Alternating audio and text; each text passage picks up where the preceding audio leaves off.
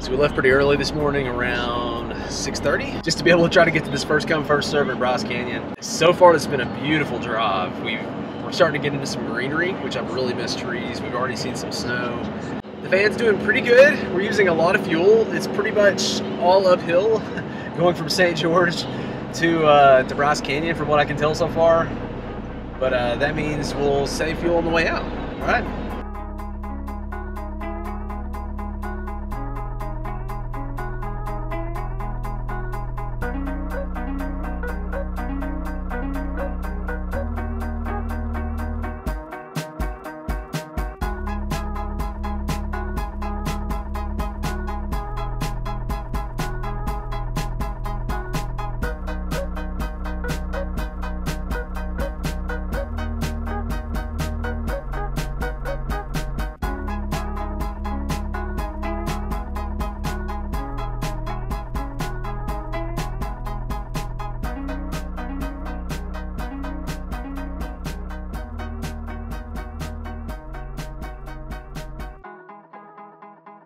We are in Bryce Canyon. We found 2 sites when we showed up, and that was checking the tags for when people were leaving and totally empty sites.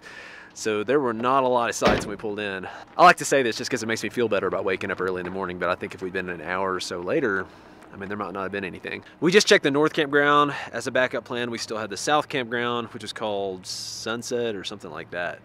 And then as the backup to the backup, there's supposed to be a BLM spot between Ruby's when you come in and the north campground, and then the backup to the backup to the backup. I didn't have a backup to the backup to the backup. And so we have a Champion 3400 watt dual fuel generator, which is cool because we don't have to carry around like extra gasoline in the van and have that smell.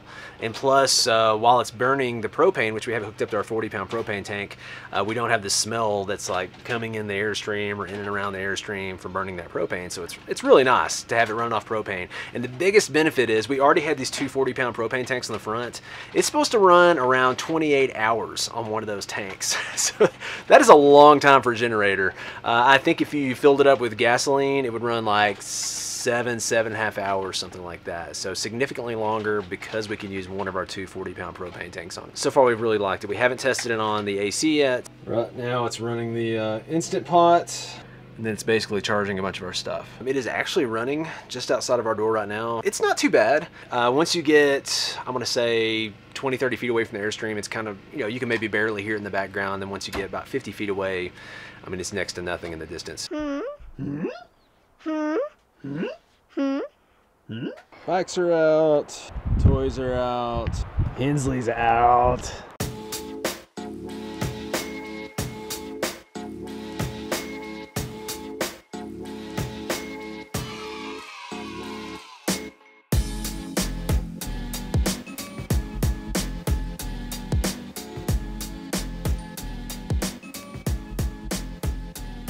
So we're itching to see Bryce Canyon, but a lot of RVing is about flow. We were ready to see Bryce Canyon, but we went with the flow. Hensley wanted to come to the playground. It's your everyday life, so every day can't be viewed as vacation. Nathan and I have this discussion all the time because Every day. I get really excited and I would do something every single day, but I know that that's a lot on the family and you can't possibly keep that up. So we just kind of have to find a happy balance, and that means letting Hensley be a kid and letting her come and play and be social and, you know, have friends, and then for us, like, to get work done and maintain our relationships. And it's a balance of living life and traveling. Wee, Daddy, I got a wishy.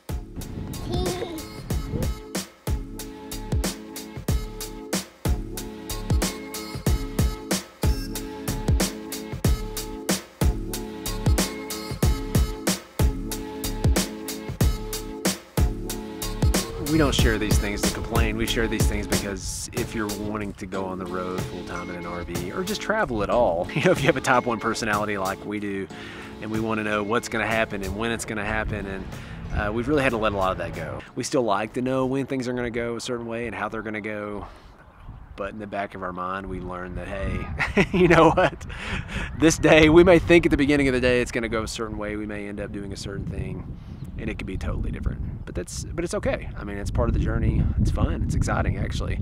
But it's been a journey for us to get to the point that we feel that way about taking this journey. Hi there, little one. Want to see my horses? Yeah, so Oh, wow. Hey there. You want to pin? Oh, good job. We couldn't afford horses at our wedding. We had mules.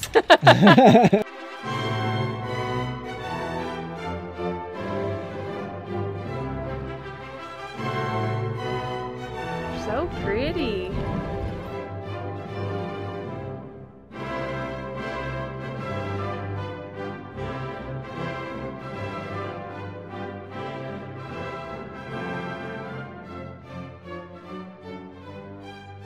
Yeah, our first year that we RV'd, we, I don't know, we were kind of afraid to take risks, do first come, first serve, do BLM land, all that kind of thing. And then we just kind of, I don't know, just kind of went for it, I guess. But it gives us, you know, it gives us spots like this when you go for it. The BLM spots that are outside of Bryce Canyon National Park are actually really close to the entrance. And we looked and we, you know, it would have been a good spot to get into as well. So I know a lot of times when we look at land outside of national parks, it seems like it's a really far drive in, and that's why we like being in the park. But this is a really good option. It would be free and you're really close to the entrance. You just wouldn't be able to walk and catch the bus like we could here.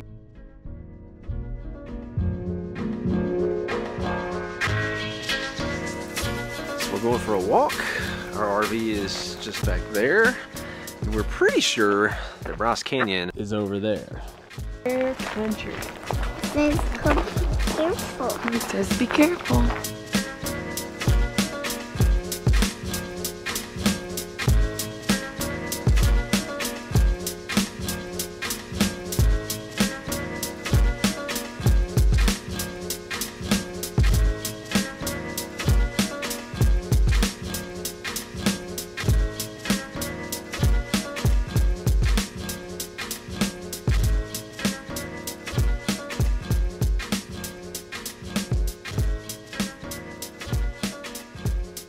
So at first glance, I think this is going to be a really cool national park. You can actually hike down into the hoodoos. It seems like every time we talk to somebody about this place, their face lights up.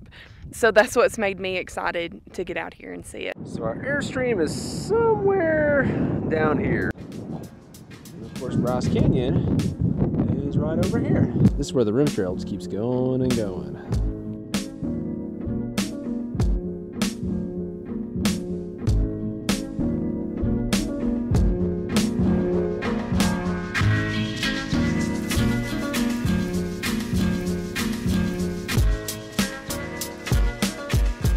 We're super pumped to be in Bryce. I know Marissa's got probably some hikes picked out. Yeah, that's what you do in the national parks. You go exploring. Lots of stuff we've never seen here. The hoodoos, and I'm pumped about the trees, and it's a beautiful park. And we're glad to be in the park, in the campground that we got. Crowd-wise, like Bryce compared to Zion, like I know we ran into people and said, man, it's so crowded here. We're like, no, you haven't seen Zion. Like Zion was a zoo at some times, even in the middle of the day, in the middle of the week. It was insanely crowded. So I'm looking forward to being here. It doesn't seem nearly as crowded as it was there. But just like Hensley had to sort of go with the flow with the friends that she meets, we're meeting some friends tonight. We love to meet people while we're on the road, so we're gonna hang out with them. And we will catch you guys later.